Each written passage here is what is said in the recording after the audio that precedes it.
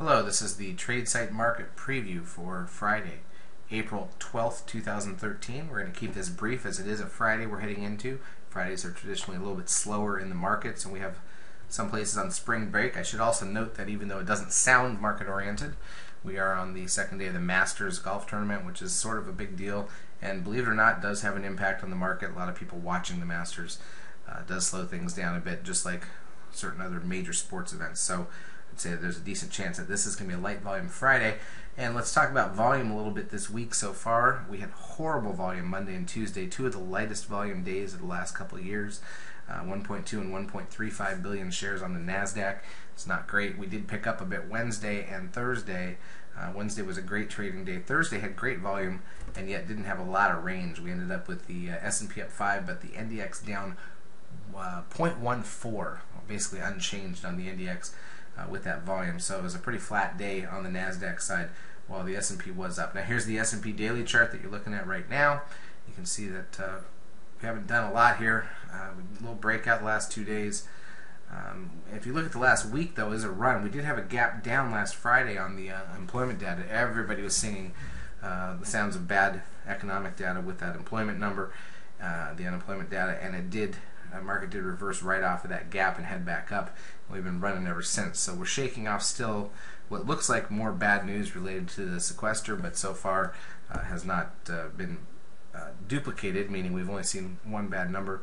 Still hope that they can fix this. And we're going to talk in an upcoming report about the exact impact of the sequester on the markets. But overall, the market still seems to feel like they're going to shake this thing off and get it fixed. And even though that was bad data, it doesn't seem to have played a deep role in the market turning down. It did, however, stymie volume on Monday and Tuesday. So at this point in time, we're still continuing the uptrend that we've been in since November. If you look on our YouTube page, you'll find an interesting report from Rich about the AAII sentiment data and how it seems to indicate, let's just say, a little overzealousness on the parts of the bulls, which typically leads to a rollover in the markets.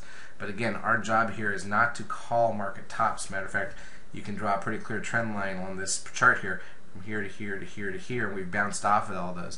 So if there's a downtrend coming in the markets, you're going to have to break that trend line. Until that happens, it's not our job to try to call tops. We can certainly analyze and be aware of it, but we're not just going to blindly start shorting the market until we actually see a break of a major trend line, and that certainly hasn't happened yet as we're hitting new highs. Now, let's take a look also, though, at the NDX, NASDAQ 100, which finally, after a really boring couple of months here, finally got a pop the last 2 days. And again, you can see more clearly the gap down last Friday and the straight rally ever since off of that data. I think that would surprise some people that that occurred. So again, it's been bullish activity 2 of those key days on a complete lack of volume. Let's take a look at the semiconductor index. Again, not new highs there, but at least approaching them. And also the biotechs, which did make new highs, have now broken Comer risk line on the daily chart. So, hey, there's nothing else to say about this market except we're at new highs on a lot of the major indices. It's very bullish. You're fighting the trend to try to find short ideas for the swing position, meaning more than one day at a time. Obviously, we might have a downtrend intraday where we can find some shorts, but you got to keep those stops tight. This isn't yet the environment to just be shorting and holding those positions. We are still solidly in an uptrend. There's nothing else to focus on besides that, and I'm going to leave it at that, other than let's take a quick look at Google, which got a little bounce over the last few days as well. Look at how it held on the daily chart, this static trend line, this red line right here. Look how exactly it came down, never closed below it, bounced right off of that level.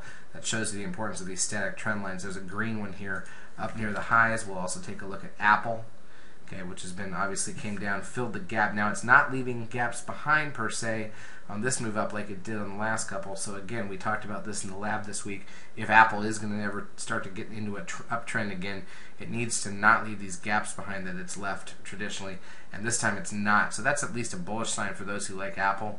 I still think there's a gap at 370 we could go back and fill, but in terms of the construction of the stock itself, this looks a lot better than any of the bounces we've seen previously. So we'll leave it at that. We'll be calling it from the tape in the room. It is, of course, a Friday, again with Masters and also some spring breaks going on. Wouldn't be surprised for the excitement to wane early. We're going to have retail sales and PPI early. If nothing happens after that, we'll be cautious in the afternoon. Everybody have a great trading session, and we will see you in the trade site.